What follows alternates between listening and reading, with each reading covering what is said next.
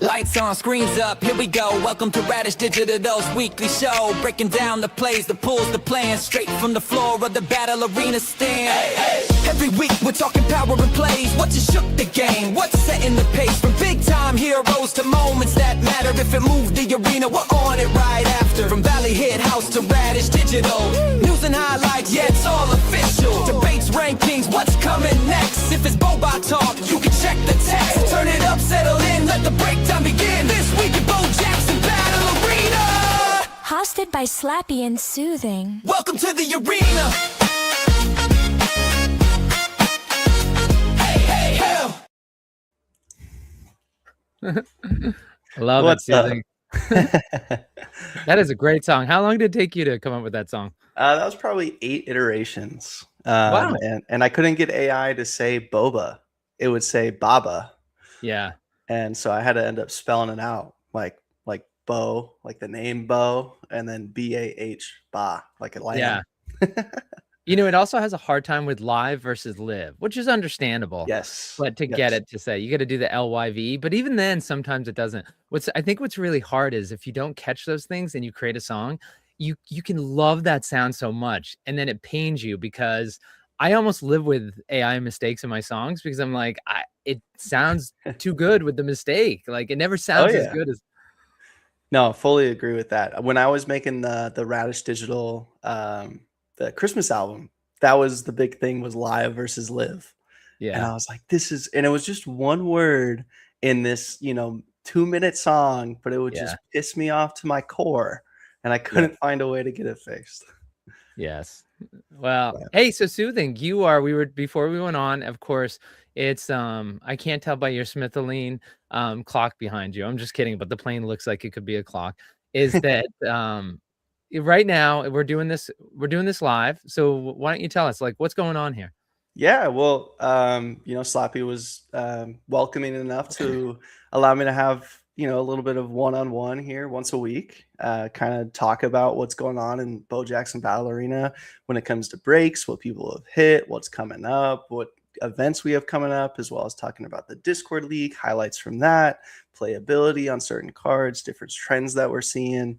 So I think it's going to be really good for the community, and I'm very honored to be able to be on the show, and I'm excited to see how it kind of develops over the next few weeks of how we do it. And this is obviously the first iteration, so maybe a little rough, but Slappy and I love to keep things fun and entertaining, so I think we'll have a good time either way. Hey, I would say it can only get better, but maybe I suppose things could get worse. I guess they could. Well, and I think, Mitch, is like for you and I is that, and it's interesting when you talk about it, like, there's so much to talk about with Bo Jackson Battle Arena, and some ways you feel bad because, like, obviously, Mitch, like, you're an interesting person, like, right? We could talk about everything that's not Bo Battle in your life, but what do we end up talking about? We end up talking about Bo Battle all the time. And so I think that's the whole point of this, like, for me, is like the passion is like to talk about it a little bit more. And it's interesting, I think later you and I were talking before, which, for folks, like, just to let you know about the sausage making, like, Mitch and I didn't get together and say, like, all right, this is going to be the format of the show. We'll talk, kind of go over here, kind of go over. So it truly is by the seat of our pants. But Mitch, I was mentioning to Mitch, I wanted to share a video, and he was saying, like, where to fit it in. And I not now, we can put it in later. But what's interesting is when I dropped it in the Radish community, I made a point of saying is it's funny because I think for people who are unfamiliar with Jeff Frenchie, the founder behind Bo Jackson Battle Arena, is that people think like, I love this. This is a sports card like I've never collected before. I've never wanted to play a TCG. I love having a $5,000 collectible card that has utility. Like I can do something other than look at it. And I think what's going to be really hard for those folks in the first year, for some of them, not all of them, is the change. And what I think people don't understand is that they see Bo Battle as something different than everything they've seen before. And they're like, okay, I can get used to this. This is different. This is crazy. This is wild. This is awesome. But what happens in year 2 when people are like, wait a second, what happened to everything that I knew? And I think it's important to know Jeff is like, he's a rolling stone. And the moss doesn't grow on him. So I think people need to know, like, and that's why there's so much to talk about with Bo Jackson Battle Arena, right? Every month, every week, every day, it seems like there's something different or new. And like, you can't say that about Tops, right? How many times can I wait? I said I was going to stop picking on Tops. How many times can you say that about Big Cardboard? Like, oh my gosh, this changed. Like, we're going to be talking about this for days. Like, does that really happen with Big Cardboard? I haven't seen it. The last thing I saw with Big Cardboard was the Alter Egos, which, in my opinion, is just a straight copying of a game we know and love. Absolutely. So, but outside of that, I mean, yeah, I mean, you're totally right in the sense that things are always changing. I mean, obviously, with the Griffey release, we saw at least 5 new parallels, with the retail SKU, and we even saw some with the hobby SKU as well. But it's always changing. And the big thing too is, like, with these new parallels, they're finding new ways to make value in these parallels. And I absolutely love that, especially the Power Glove set. The whole idea behind the Power Glove set is phenomenal in my mind. Yes, you have 3 chase cards. You have the Bojax 180, you have the Griffey 180, and you have the Muhammad Ali 180, or Butterfly Sting. But everything else is manageable. I think you can obtain those, and those can be your 3 chases, of course. Right. But I love that. I love that they're doing that. They're finding new ways to incorporate parallels and inserts to create a different competitive field for everybody. Just like Jeff always says, fit in where you can get in. And he is finding more and more ways for people to fit in. Oh, you want to know something? It's actually, Mitch, you said, we'll see where we can fit in. The fact that you said not everybody can be at that level and fit in, so creating those opportunities. Do you mind if we play that video? Because I think it's gonna go to what you were talking about. Yeah, let's do it. One of the things we're going to be shaping up after the first of the year, we'll be announcing more of the competitive play stuff for next year. One of the things that I'll tell, collecting is in our DNA.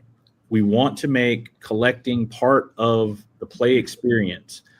Collecting in and of itself is part of the strategy and the gameplay. Like a lot of our people that we're introducing to this, they're not TCG natives, they're collecting natives. So you can expect to see some things that may not be part of Apex, but still may have nice cash prizes and other prizes with them. But maybe you have to show up with an entire set of one particular type of card in order to participate in that. And that becomes the gauntlet for that. And we're going to have our accessible brackets where anybody can come and play, but we're also going to have things where if you collect certain things, because I think that was one of the things last year we saw with Madness. There was a really great market fit with the building component of Madness. And we want to lean into that more. And we certainly want people who don't have an Apex ticket to be able to participate and enjoy that. So you can expect to see more play that's outside of Apex. Prizes won't be as big, but still nice prizes and things you can participate in, even if you're not in Apex. Like it's time to increase the exclusivity there. And part of that is going to be some of these other collector brackets where you need to bring a full set of X in order to compete. Well, there it is. All right. So, yeah, Soothing, that was your first time seeing that video. Of course, that just released on Radish, but like, what are your thoughts, Soothing? Yeah, I mean, there's a lot of things that Jeff does that just make sense. And, there's been times when he's announced something and it didn't really make sense to me at first, but it made very much sense to me like 24 hours later after thinking about it. And this one in particular just made sense right away with the Power Gloves.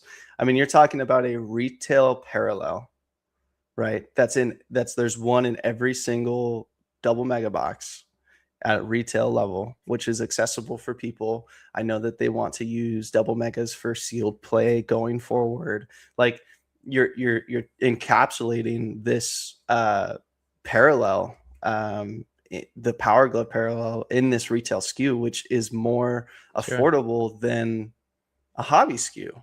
So, just like, I said, French, she says all the time, fit in where you can get in, and he's giving them more opportunity to do that. And just like he mentioned in that video too, was like, we love the Madness. And I didn't get the opportunity to play in Madness last year at the National, but I am building a team to play this year for Apex. But the ticket costed me quite a chunk of change, right? Sure. And if there's another opportunity for those people that don't want to spend that money for the Apex, but still can complete this deck and compete for $75,000, at the national with the Power Glove tournament, like that's awesome. That's so cool, because Madness, when I was watching it, was like the coolest thing ever. So Yeah. I'm excited to play in it and build the team. And I know my team's super excited to do it. But there's a part of my team too that's actually converting to do the Power Glove.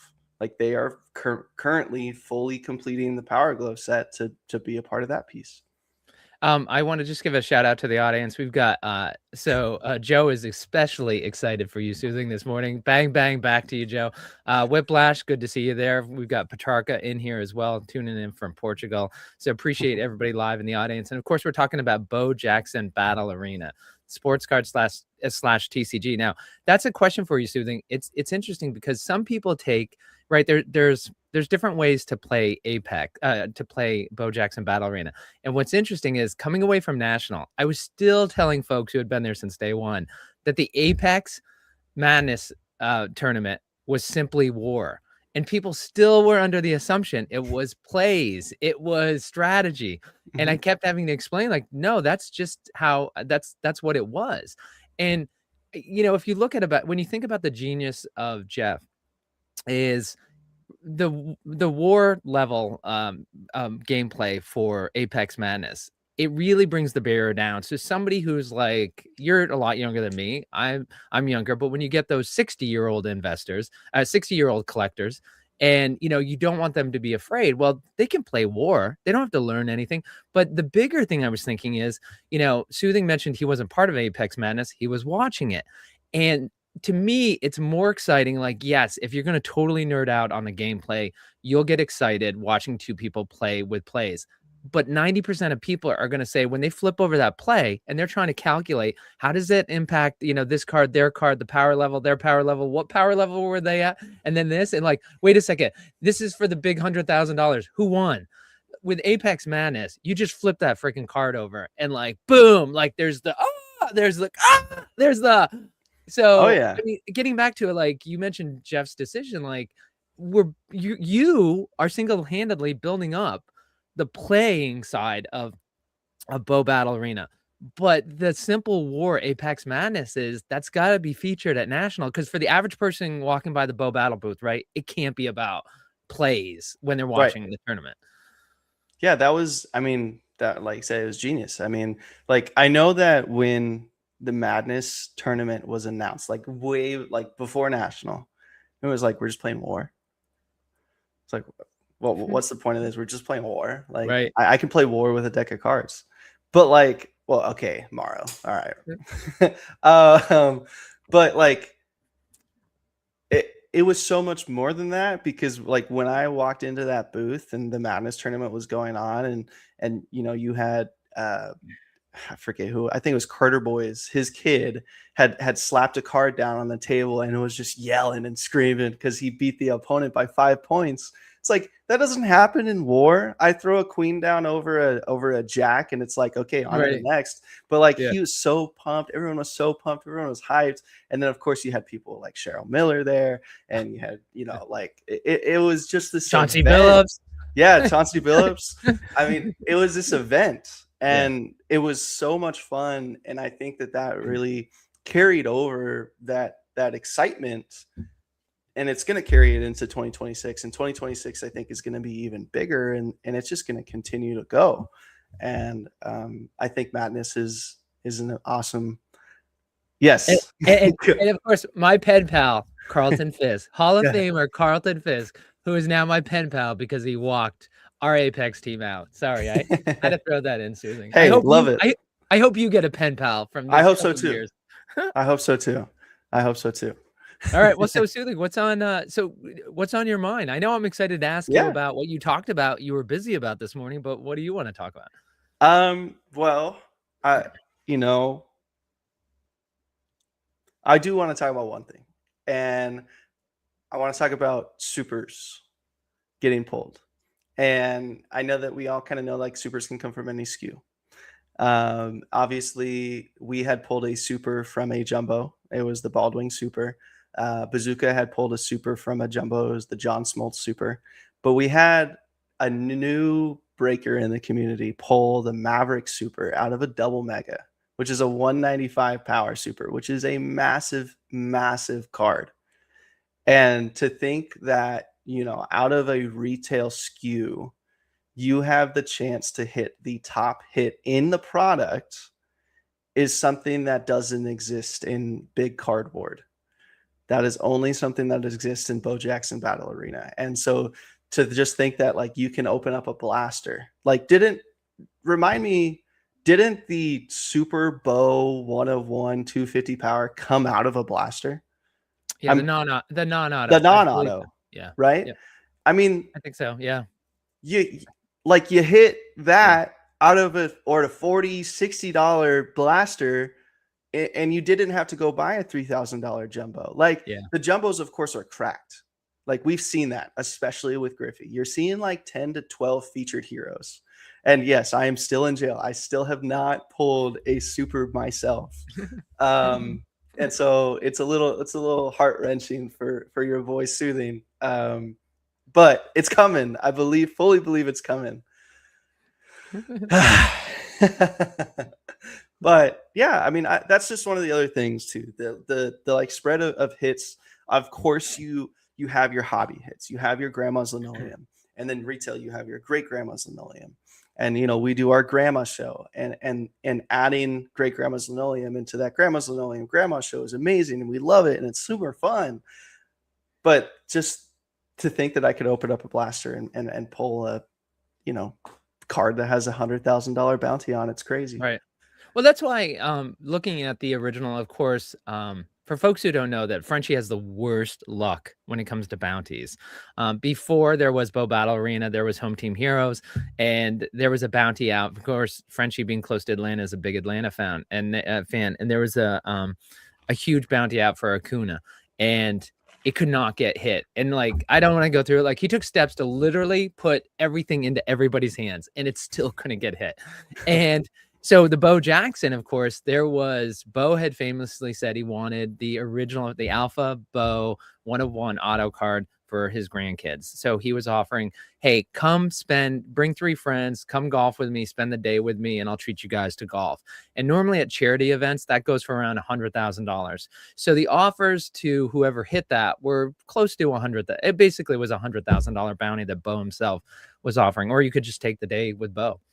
And for the record, I told people like I'm a hacker. I would never take that. I sell it in a heartbeat because last thing I need is Bo is exactly the type of person who's going to make you walk with your pants down around your ankles if you don't knock it past the ladies' tee. Easily. Yeah. Like I want to spend all day with like Bo ridiculing my golf game. I'm like, I don't think so. I'm like, I'll sell it and I'll take my family to Scotland and there you go. We'll talk about our Bo. But anyway, when it comes to the Bo, is that it makes you wonder about big cardboard. Like, how is it that all their chases always get hit? And then you have things like, it's not just the Alpha Bo auto. There's a lot of top cards from when the set was released a year ago that haven't been hit. And some people talk about, there's one collector who had a massive collection of jumbo and hobby, and they're like, oh, it's in that.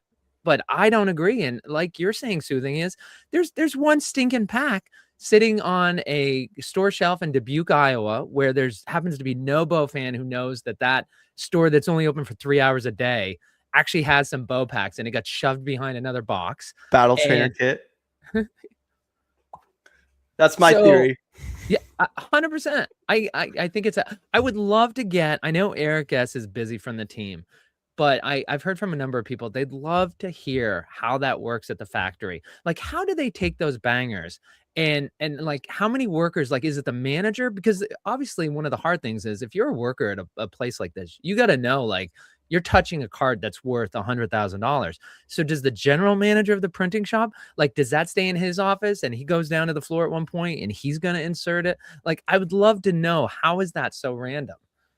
Yeah, for sure. I mean, I couldn't tell you, of course, but I'm sure they have a system in place. I mean, like I talk to Eric every once in a while, and I mean, he had kind of talked about just like what goes into collating, right?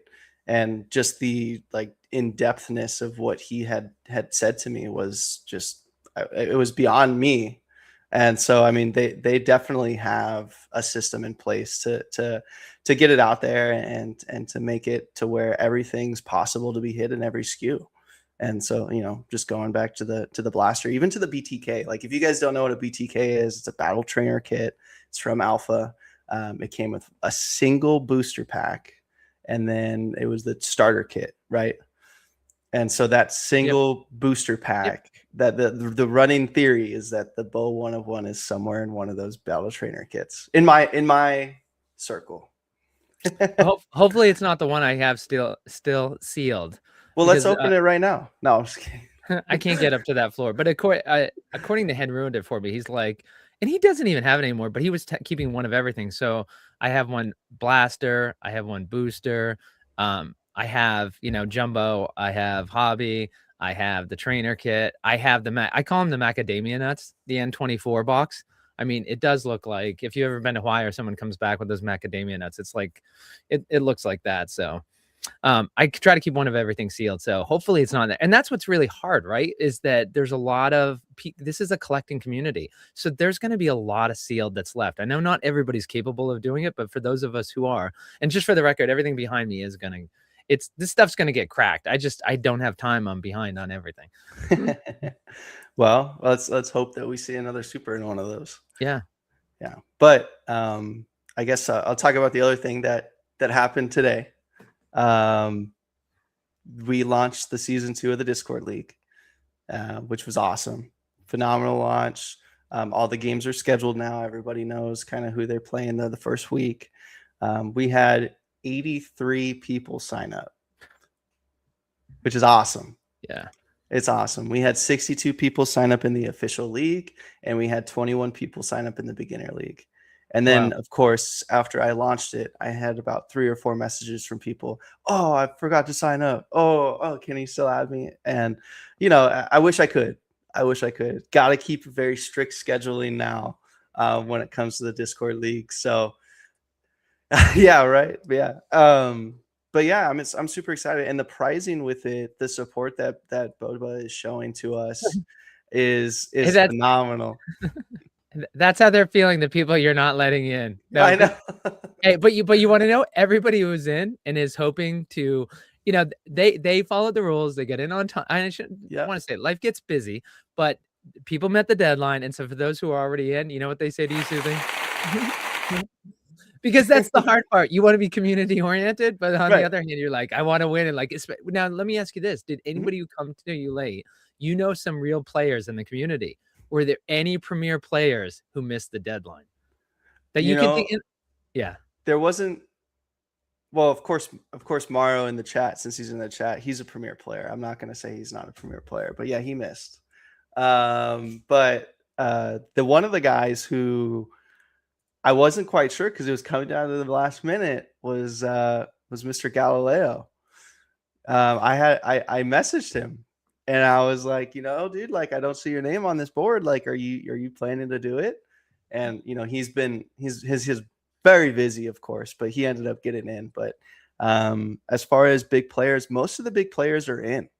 Those guys that, like Cursive and Lady Cursive and B-Dub and Knoxville Chris and Babuza, those people are according in. to Hen. Yeah. Actually, speaking of which, Branch is not in. Ooh. So he is not in the Discord League. He was in Discord League season 1, not season 2.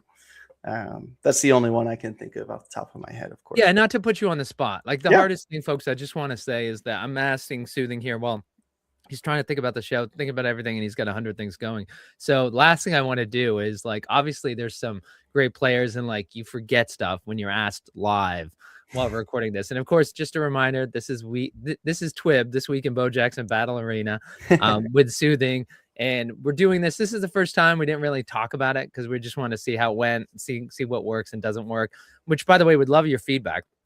Different things that you want to see, different things you don't want to see.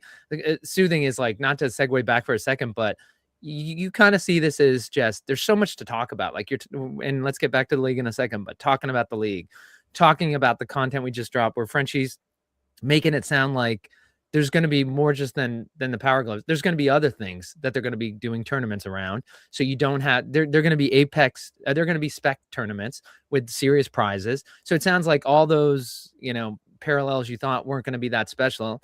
Wait for him to make an announcement. Sounds like it might. But what else? Like, I know you and I talked about guests. Like, have you given that much thought since then? And I know you don't have time to think, but what type of guests do you want to have on? Yeah, of course. I think there's a different type of guest that we could have on every week. You know, with like, for instance, if we were maybe just a little bit more planned, we could have had Devin on the show today because he's doing his filthy 50 today, right? That's going to be the biggest break we've seen so far of Griffey, 50 hobby boxes, which is just insane. Yeah. So that's one example. Having someone come on here that wants to talk about gameplay strategy, you know, someone like Cursive or someone that's like even brand new, someone that's brand new to Boba and they just built a deck and they're like, this is how I thought about building it. I would love to talk through that with them live so people can kind of get a better idea of how to build a deck from scratch. Because I've actually been building decks like for like the last like 2 days. You realize everybody is freezing that frame right now. They're gonna go back to the recording, freeze it. They're gonna tilt it sideways, and they're like, "This is how you play Soothing." Yeah, exactly. So like it, you know, there's so many different people that we can have on, and you know, it'd be really really cool to even have an athlete on at some point that's in Boba, but that's a whole other thing. So Yes, I agree with my pen pal Carlton Fisk. If it didn't take so long to go back and forth by the horse, I would. I actually, that's one of the things I was like, oh, the letter I have to write to Carlton asking him to come on here. I would love to. Carlton, in fact, didn't even want us to play at the Apex. Like, he just wanted to keep telling stories and talking, which I mean, I'm okay. If a Hall of Famer just wants to keep telling stories, you know, I'd be fine with that. Oh, for sure. I mean, I love talking, especially athletes that like to talk about their experiences and things that went on, because some of them are close-lipped. And they're like, you know, yeah, just, you know, and that's awesome. That's great. But, you know, I love hearing the stories of the locker room and what went on. And, oh, this game in 1984, I blah, blah, blah, blah, blah. And they're like, oh, that's so cool. Yeah, especially now I know like the Dennis Eckersley, gosh, who did I hear on MLB radio? The St. Louis Cardinals manager and the Oakland Tony La Russa. Tony La Russa, I didn't realize he and Eck had it. So, oh my gosh, I would have loved to talk to Eckersley about that. But, and I asked you just to talk about, because I don't want to, before you know it, we'll be an hour in, and I think we're trying to keep it under an hour. So I just wanted to put that out there, Soothing, so people in the audience could kind of hear what to expect and could provide any feedback. But getting back, there were a few more comments. Whiplash Jackson saying, Sister Britt better have signed up. I know she's excited about playing ever since she has found the game. She was great at National, Whiplash's daughter. Let's see. And by the way, Moro saying, just because we aren't in the tournament doesn't mean we can't still play and get games in with people in the league for practice. That's a great point, right, Soothing? Yeah. No, I mean, the arenas that I made, those are open all the time, so you can play games at any point. I mean, we had it happen last night. A friend of mine, Burke D, just sent a message out and it was like, hey, does anyone want to play? He got a response right away and they were playing a game. Like, it's a great place just to be able to practice. And if you, like, you know, Mara said, if you're not in the league, you can still have practice games. And another thing I want to mention too is, as we get a little bit deeper into season 2, we're actually going to have some weekend tournaments. So some 1-2 day tournaments, maybe for 8-16 people to join into, that will have, you know, smaller pricing, but it'll be a nice quick turnaround type of tournament. And so we may test out some different tournament types as well, but it's something that could be really fun.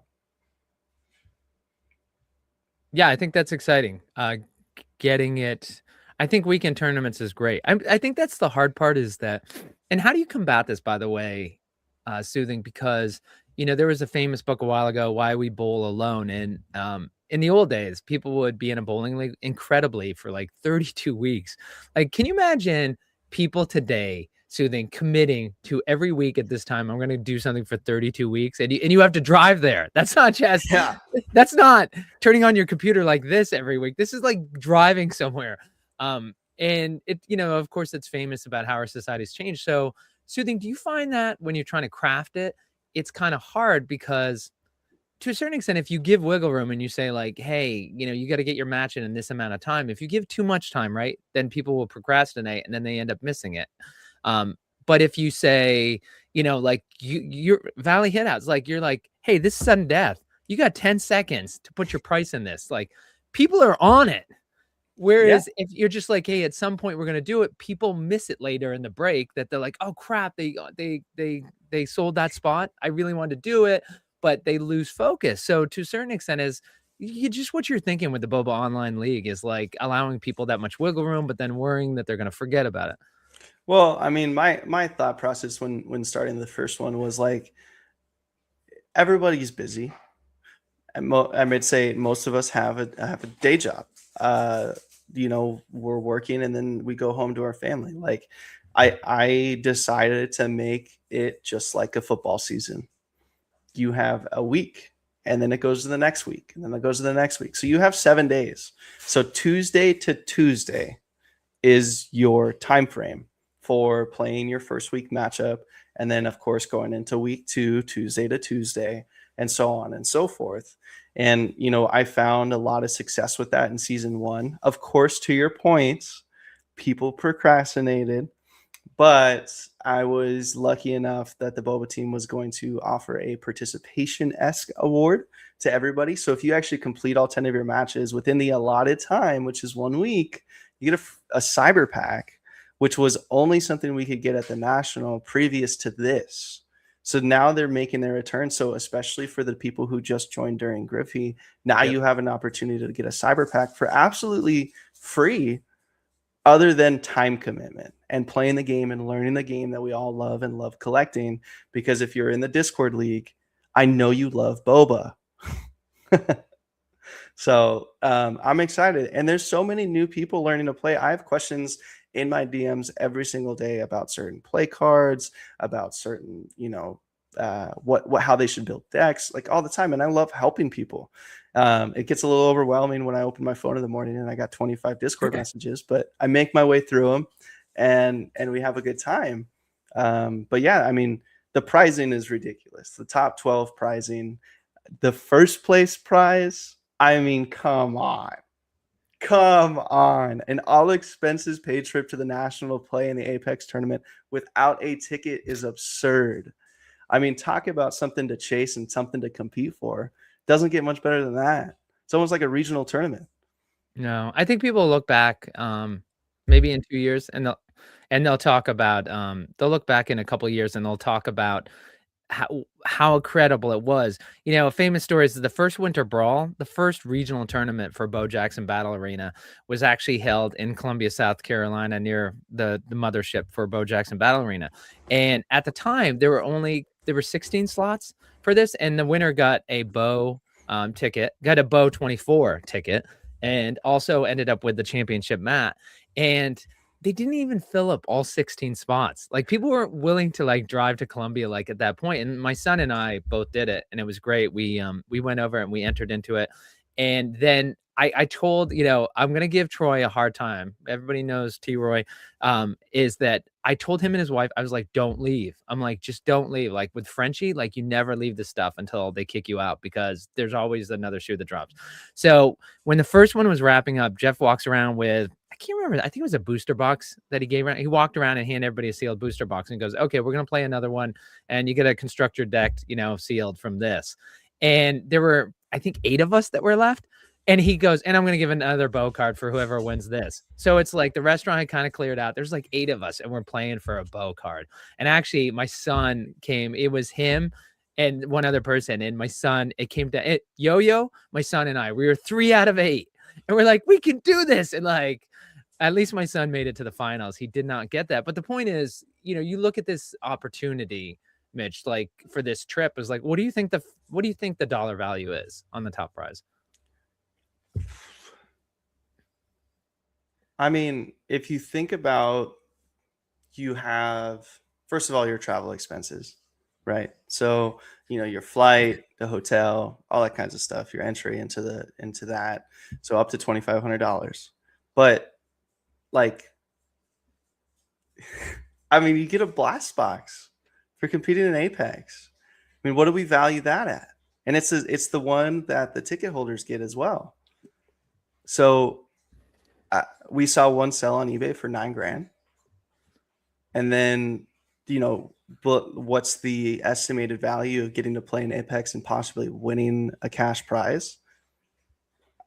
I don't know. I mean, I could say $10,000, right? I mean, for what it is, for what you're getting out of it. Yeah, I think I could easily say $10,000, 5 figures. Yeah. So it's a crazy prize. And the fact that they allow that to be the prize is phenomenal. And it just shows how much they're willing to put behind their game to see it grow. And that's what I love. And the pricing that we see, and the national, there's $325,000 up for grabs. Like, you don't hear that from anybody. Nobody's doing things that at this level for a TCG game. Like, it's amazing. And it's a way to get to the sports collector's heart, is like, just like you had said earlier in the show, Slappy. It's like, I have this $5,000 card and I look at it on my shelf, but now I can use this card to win money and win a tournament. I mean, if it's a $5,000 card, it's probably a 200 power super. So that's going to win you some games. Yep. So, and when you're talking about just, I do want to point out Mayor Joe saying, sorry, let me go back for a second, Soothing. Mayor Joe says that was a tough drive after the event. He was at that Winter Brawl. It was great seeing Mayor Joe there as well. I wanted to talk about that.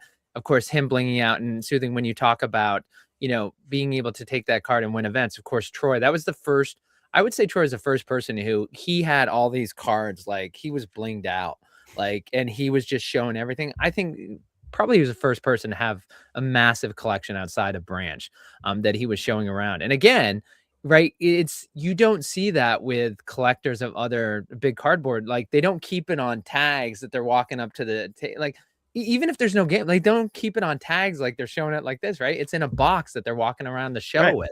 And it's a different mindset that you're going to do. I didn't see this comment, so hopefully there's nothing. But what I love is the base cards have value and usability. In sports cards, my base cards went to the trash. That's a great point by Moro. Yeah, for sure. I mean, when we rip packs and everything like that, we keep all the base. And as we get more time and throughout the week, we actually built starter decks for people here locally. And I know that we're not the only ones doing it. Right. And so that's super cool to me, is like, the boba ambassadors exist, and the people that love this game want to share it with people. And we can always go back to it, but the community that boba is the best community I've ever been a part of. Like, everybody, I haven't met anybody in this community that I just enjoy it. I enjoy it so much. It makes me so happy to see it, and just be based around a sports card, TCG game. Like, come on, it's so cool. Right. Well, and that's, you get a number of folks is that they tend to, that's a bigger question we can get into. It's very hard, I think, for the Bo Jackson battle team, is that they do build something more than just simply product consumer. And it's both good and bad, right? It's the type of brand loyalty that most brands wish they have. But the downside is people feel like they have ownership over it. And that's what's hard. Like, right now, the values are aligned, right? The culture that they're building is, I think you can see the culture they want. It's there. It's just people excited. People, there's enough crap in the world. And this is a place you escape to have fun, to have camaraderie, to make friends. And that's what's great about this, right? And you think about this world, especially like anybody who has kids, right? Everything's online. And what's great about this is that, you went to Vegas, Soothing, is that this isn't an online thing. Like, this is how you actually, what in 2026 are you actually meeting people in real life? What event, what in your life is causing you to actually meet new people? And this is doing that, right? People are actually interacting, and not to sound stupid, like you're making friends. Like, Yeah, no, you are making friends. I mean, like there's people that I've met through this community that I talk to on a daily basis now, like daily basis that like they would have my back in anything. Like even I swear some of them would probably take a bullet for me and I'd probably do the same. Like that's crazy. I've never met this person in real life yet. We met because of a card game and now have become so close that we talk on a daily basis. And all right, well, flash poll. Who will take a bullet for Mitch? Quick. It's like, let's see this going. Hey Mitch, one thing. Raise your hand, Slappy. No, I'm just kidding. I want to show you something. Is that Rob and I this morning were talking about the sales report. I want to talk about business for 1 second. Do you mind if we just do something real quick? Yeah, let's do it. All right. Well, of course, I do want to say. Cards? Don't guess the price. Look up their value now at radishpriceguide.com. All right. So speaking of radishpriceguide.com, I want to point this out is that hopefully I don't freeze there. Let's see. Let's add this guy on here. Oh, I got to remove this guy. Hold on. There we go. Can't add two right there. So just real quick, if you go to, this is the weekly boba eBay sales. And one thing I just want to know, Soothing, is that some folks have said, they go to 130 after for the final price. Just to let you know, everything at Radish Price Guide, that is the final price. It's not the listed price. So when you see the data there, you're actually looking what the final price was. But I want to just go ahead, and if you go, yeah, good, it's actually popping up. If you go along the bottom, what's amazing, Mitch, is if you look at the bottom, like for August 25th, 2025. So this was after National. The weekly sales were $33,000. Fast forward to last week, $78,000 is what was for December 29th. And, to a certain extent, that was a little bit slower, I think, probably because of Christmas. Like if you go back to December 8th, it was $91,000. So this is for folks who just love data. And of course, if you scroll down, you can see the top individual sales last week. So the kid went for $2,000. And then the lowest one on the top 10 list was the grandmama. But I just wanted to point that out, Mitch, because for folks who love data, like Rob is a data person. So Radish Price Guide, like you want to see everything. You can go ahead and see it there. I just love breaking everything down that way. No, it's really awesome. I mean, it's a great tool to keep track of pricing. I mean, when people talk about like, where do I find boba pricing? Where do I find it? It's so hard to comp these. Like, eBay is of course always going to be the best, and just being able to have everything in one specific location is awesome. So. Yeah. Well, and we try to just make it easier to see there. So, Soothing, I know you and I talked about it, and I don't want to out it if you're not willing to, but you mentioned there's some kind of banger card, and like, don't have to give any context, so that way I don't have to. It's like, is that something that's going to be shared or no? Yeah, we could share that. Let me find it. All right, and this is the context of it. Well, it's like, I know I don't want to ask you to walk and chew gum, but I was like, you could explain the context. This is something we saw in one of your breaks. No. No, me and my partner, my business partner, we were at the office, and I'm not sure how do I share this. We were at the office and we had some collector boosters hanging around from Alpha Update, and we decided, hey, why not rip one? Because we love ripping. We're collectors at heart, man. I mean, yes, we break, and it's so much fun, and I love it. And I love hitting big cards for people, but we're also collectors, man. And I love collecting this stuff. For instance, I collected all the Miami Ice cards. I'm only missing 2. So like it's ingrained in me, but this was pretty insane. Wait, so you said it was out of a hobby? It was out of a collector booster from Alpha Update. Okay. Collector booster from Alpha Update. Yeah. And is it yours or his, or both of yours? It's both of ours. Okay. Let's see. And let me ask you this question. Like, do you ever feel and like, if you didn't have this feeling, I'm not trying to put it in your head because you shouldn't, but do you ever feel uncomfortable sharing a big hit? Because as a breaker, it's just some people who are just really like, we've all been to the casinos. We see where people are degenerating, right? And like, there's a jealousy of other people. So do you ever feel bad sharing an actual big hit that's personal that wasn't in the stream, because you're like, oh, I feel bad because my following didn't get that. The people who come and support me, I feel bad they didn't get it, so I don't want to like dance around and be happy about it, right? Are you conflicted at all? Or be honest and be like, no, I'm just so excited. Well, listen, I'm conflicted because yes, I love hitting big cards and breaks. I want to hit big cards for people. That makes me so happy to see their reaction in chat and then receive it and post it in Discord and see it in their hands. And they're like, oh my God, this is amazing. I love this. But at the same time, I'm also that person. Like, I'm also that person that buys into breaks and wants to hit a big card and share it with people. So it's like, it's a tale of two worlds. And I mean, I try to just be myself, and myself would be to share it. I don't want to necessarily brag about it, but I'm pretty happy that I pulled it. But at the end of the day, it's like I happened to get the pack that had the card in it. Right? It's not like it someone else could have had. I don't know, but I don't know. How do I so if you down at the bottom of the screen where it says presenter invite and there's like a TV with a plus sign in the middle of it. Oh, okay. Go ahead and click that, and then you can share the files directly. You don't even have to have a screen. You can just share it. It says share a file. I won't go and ask you. I'll leave this question hanging. Is that, of course, you know, if you're somebody who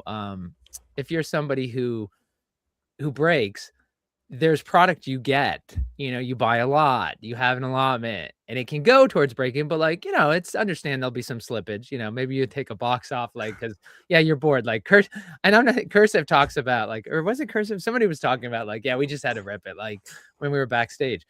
So I'm going to leave this one unsaid. Like, was it a box that was intended to go towards a break, or was it one that was always like part of your private collection? No, it was one part of our private collection. All right. Yeah, for sure. Yeah. For sure. Hey, at Valley Hit House, though, everything in your possession is one step away from being part of your break. So I like, no, but I'm teasing you. You tell me when you want me to put it on. Yeah, go ahead.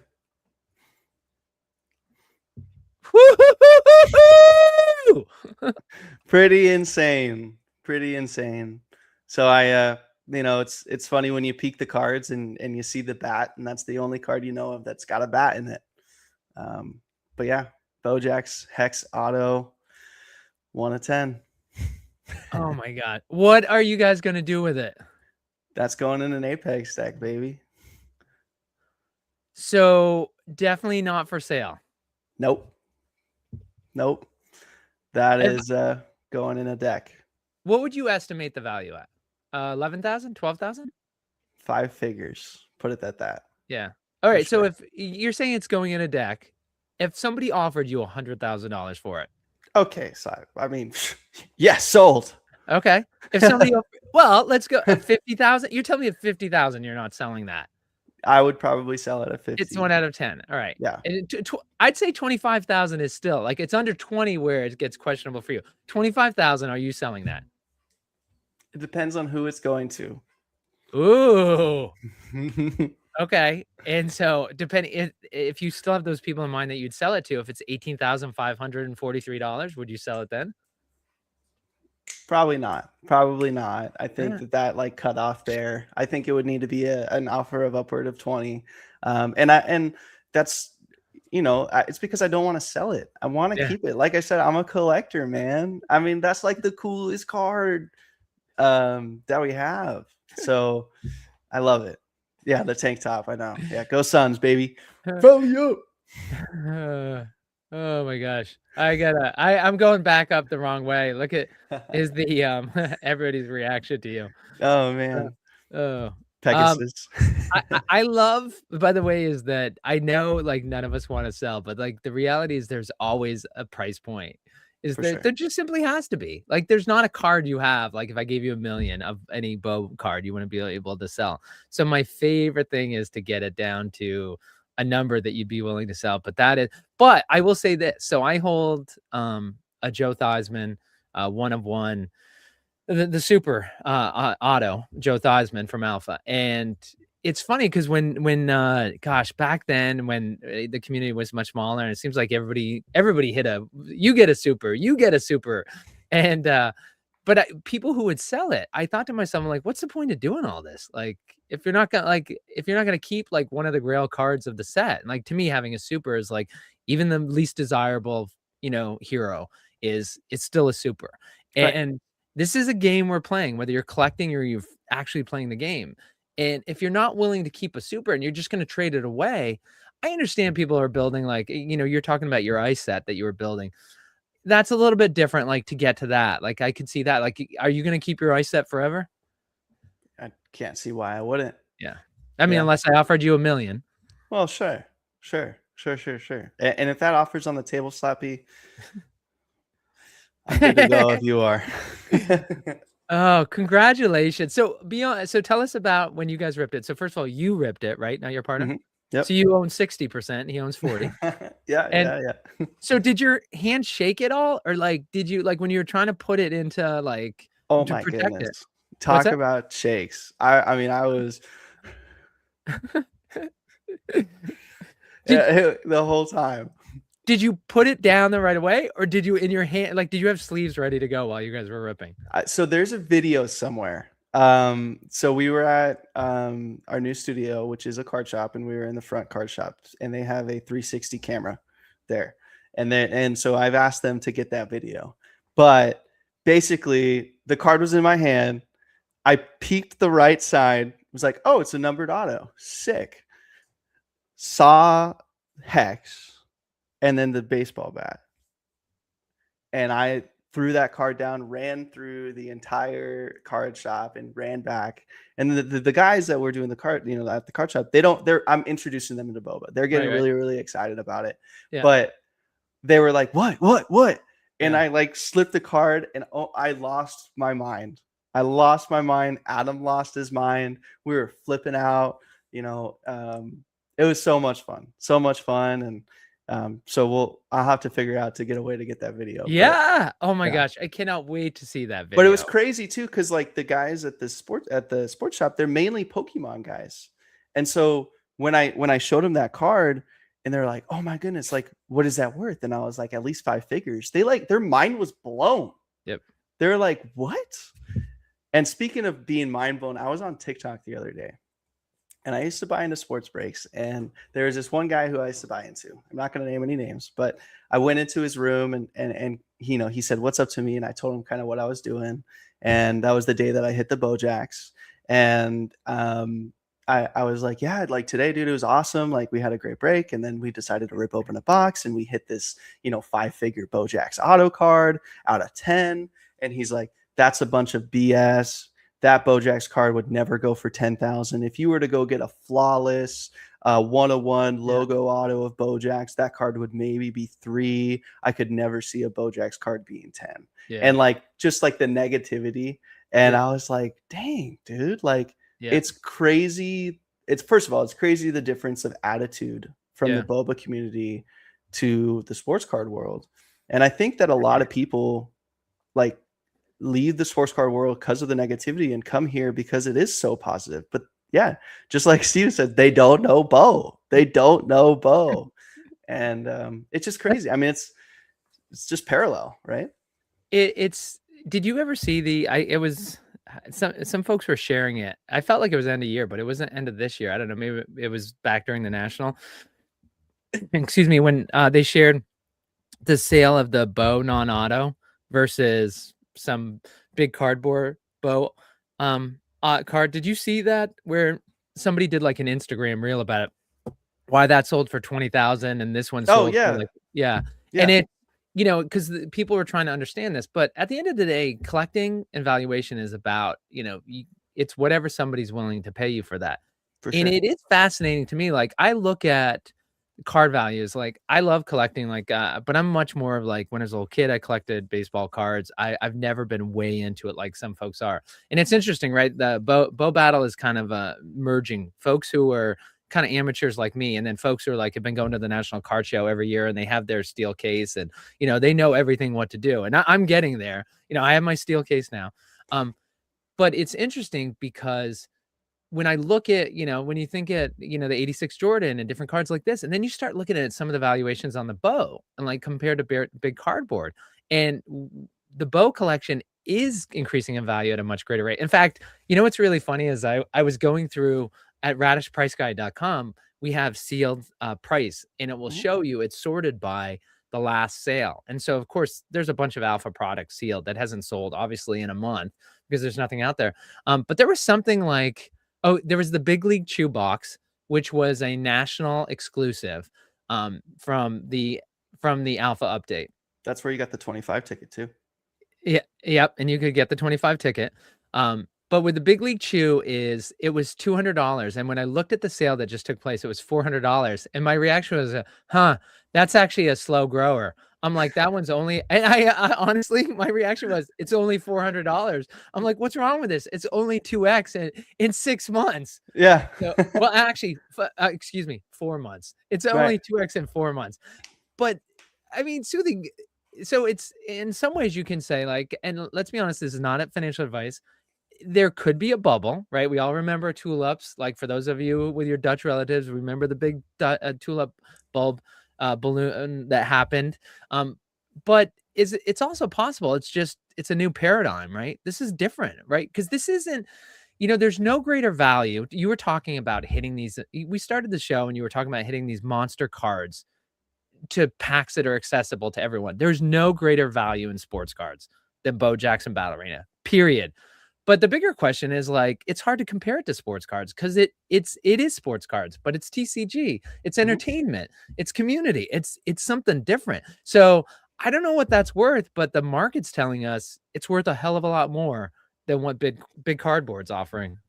I fully agree. I mean, like when I found boba, I was fully in, 2 feet in, and I think it took me two days to decide that I'm going to sell all my sports cards because I love this stuff, and people have been amazing to me since I joined the community, and I only want to, give that favor back to the new people joining. I love it so much, and I just don't think that exists in the sports card world. I mean, I really don't. And we always joke about it too, like in the chat or in the Discord, main Discord, it's like chat, bid chat. It's time to go up. We're way too low, when it comes to breaks. And like you just don't see that in the boba community, man. I mean, Yeah. we're just there. We're happy to be there. We're happy to be in this position to be able to open the packs and have a good time with everybody. And yes, does everybody come into my streams to clown me? 100%. And I love it. I have such a fun time. Yes, I'm locked up in prison because I can't pull a super, and there's plenty of other things going on, but the community is amazing, and people are Big Rob. Hey, he's the Soothies. Hey, Big Rob's the real GOAT. Shout out to Radish, shout out to Big Rob for the bobaleagues.com website. But I appreciate everybody, and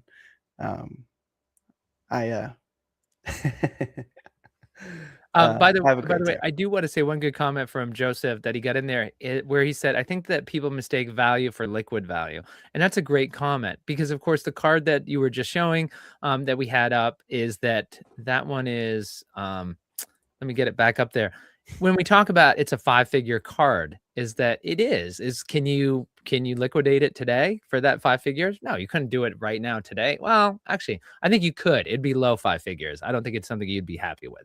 And it's not what the true value is. So that is important to remember. And I think Joseph's comment probably was going back to that person you were talking about where they went in like, no, that's not worth 5 figures because they're thinking they haven't seen a sale for that. But of course, that's not true. And that's one thing about the Bo Battle community that perhaps that helps with the valuations, right? People are, yes, we have the flippers, but you have so many people. It's still such a small set. And you have so many people who have diamond hands and aren't selling. So when you look at that 1 of 10 card that we just put on the screen for you, how many of those are ever going to be for sale? Well, you're not looking to sell. Like if somebody makes you an outrageous offer, you're going to. So that's where the pricing has to come from. You know what? Actually, somebody pointed out to me that Amon Ra, there were some early promotional cards that were offered to the community, those of us who bought in before it was actually even printed. And I was shocked because I know in Hobby Club, an Amon Ra promotional card, I think it's a 195 power level. Yeah, the glow. It went for $800 when Hobby Club was liquidating. Is a soothing. Did you see what it went for on eBay? This, I guess, a few days ago. No. $2,000. $2,000. Holy crap. That is the 2000's a little shocking to me. It's a great card, but Yeah. it's not an auto. It's not 200. I don't know how many total there are out there. I think they released how much it is, but I think it's 25 to 50. I think the range is between 25 and 100. So it's not one of 10, Right. but conversely, you also don't, getting back to what I was saying about you not selling yours. How many Amon-Ra promotional cards do you see for sale? Have you ever seen, besides that Hobby Club one? No, I was lucky enough to get one in a trade. But the only reason I got in a trade is because I had a card that the other person wanted. And so they brought it out of their vault and was like, "Well, would you take this?" And I was like, "Well, yeah, sure." But like, yeah, Right. it's especially those high powered cards, like especially from Alpha, like 190 to 200. Like if you see one for sale, you may look at it for sale at $3,000. You're like, that's so overpriced. But it's the only one. It's the only one out there for sale. Right. So I don't know. All right. Well, Soothing, I'll turn it back to you, but I know we hit an hour. So you tell me what you want to do. Well, I have some closing thoughts. They are hard to hit. But this weekend coming up, SCG Con Atlanta, I unfortunately will not be there. But I know a ton of you guys are going. I don't know if Slappy, are you going to be there? Boo. Yeah, me too. But I'm excited for you guys all going to Atlanta. I had a grand time in Vegas. I hope Atlanta is just as good. I actually just booked my flight for Portland. So I will see you guys in Portland for the 23rd to the 25th. I know.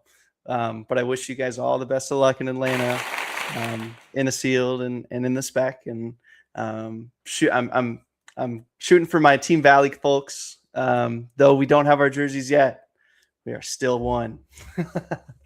So I'm excited, man, for you guys. I wish I could be there, but I will be at the next one. Is that all you got? You said you had some closing comments. Is that going to be it, Mitch? Well, that's the one. And then got a break coming up in about 2 hours here. All right, and hold on. So if you're watching this, we're live. Of course, this is being live on Tuesday, January 6th at noon Eastern. So you have a break coming up in 2 hours. And what's it going to feature? It is going to feature me in prison with a face tattoo because I still can't pull a super. And we'll probably see a hobby box or two and some double megas and have a fun grand old time. And then I'm going to send you all over to the Filthy 50 with Bazooka Vault, and they're going to pull some nukes. So, yes. Thank you, Cursive. Big U and Poles and Pars. That is another thing I wanted to mention. They are having a massive break in Atlanta. So they are going to be breaking from the Atlanta stage. I'm not 100% sure on what it is going to be entirely. I believe it's going to be some cases of hobby, some cases of megas. But I'm excited for them. They're going to do a little brawl, little battle like me and Devin did in Vegas between Poles and Pars and Big U. So I'm excited for them. So make sure you guys are checking that out. That'll be this weekend in Atlanta as well. Well, so in Soothing, let me ask you this, because Bazooka, how late do you think the Bazooka break will go with those 50? Devin's going to say something crazy on stream. He's going to be like, "Oh, man, I'll be done ripping these boxes by like 1 a.m." I'm going to wake up in the morning at 7 in the morning. He's going to still be ripping. He'll be at like box 43. So, because I was going to say, what's really hard, right, is that it would be, in some ways, it'd be great for you to go after him to get the audience, but not if he finishes at 6 a.m. Like that, it'd be great if he started at 9 a.m. and then he finished just in time for you, like to lead into you. Right? I don't know. For 50 boxes, that's 1,000 packs. I mean, that's a lot of packs to rip. So I know they haven't been live in a long time. So, Devin and I talked, and he was like, "Well, I'm gonna come in with a bang." And I was like, "Oh, that's a bang, Devin. 50 hobby boxes is a bang." So I'm excited for them. They're going to pull some nukes tonight. The Bazooka guys. So, I mean, obviously Team Valley, we're building a team for play. Bazooka has a team for play. Shoot Straight has a team for play, but it's all friendly competition, especially with Bazooka and Valley. It's definitely friendly competition. Devin and I talk a bunch of crap to each other, but it's all in good spirit. So Yeah, nobody believes that the bubblegum could have like a mean bone in his body. I'm 90% sure with you don't, but like Soothing, like it's not a knock against you. Bubblegum's like one step above you, like niceness. Like I would be shocked if I've ever found out like he didn't For sure. smile. This is how a bubblegum king falls asleep at night. I know. Man, it's funny though, because like in Vegas, you know, I was like, yeah, no, let's go get some drinks. Let's like have a good time. Let's gamble. Let's do this. Let's like, you know, we're in Vegas. I've never played blackjack before. I'm like, dude, you're so pure. I was like, but I totally know what you mean. So did he play? He did. And I'll tell you what, man, that was one lucky MFer. Tell you what, we sat down and within 12 hands, he had hit 7 blackjacks. He's like, is this good? Dude, I hate you. No, it's terrible. Oh my gosh. All right. So getting back to your break though, is that so you're starting at 2:00 Eastern. And 2:00 Eastern. 2:00 Eastern. Okay. And what about the rest of the week? We have breaks every day. I think we usually have a big break on the weekends. I'm still uncertain on if we're gonna have a big break this weekend. Just to kind of let Pulls and Pars and Big U have their flowers. I want to see that do really good, and they're actually both part of the play team of Valley, so we're support, and I'm excited for them. I'm really excited for them. And right now in the description of the YouTube, if you're watching, if on X it's not there, but in YouTube you can find it, is the link to Valley Hit House whatnot. So if you're watching this right now, click on the link right in here. Go ahead and bookmark it for the show that's coming up in 2 hours. All right, Soothing. So why don't you send us off and you tell me, and I'll hit the outro. All right. 2 things. I hope I hit a super today, and we'll be back next week, Tuesday at the same time. Yeah, lights on, screens up, here we go. Welcome to Radish Digital's weekly show, breaking down the plays, the pulls, the plans, straight from the floor of the battle arena stand. Hey, hey. Every week we're talking power and plays, what just shook the game, what's setting the pace, from big time heroes to moments that matter. If it moved the arena, we're on it right after. From Valley Hit House to Radish Digital, news and highlights, yeah, it's all official. Debates, rankings, what's coming next? If it's Boba talk, you can check the text. Turn it up, settle in, let the breakdown begin. This week at Bo Jackson Battle Arena, Hosted by Slappy and Soothing. welcome to the arena.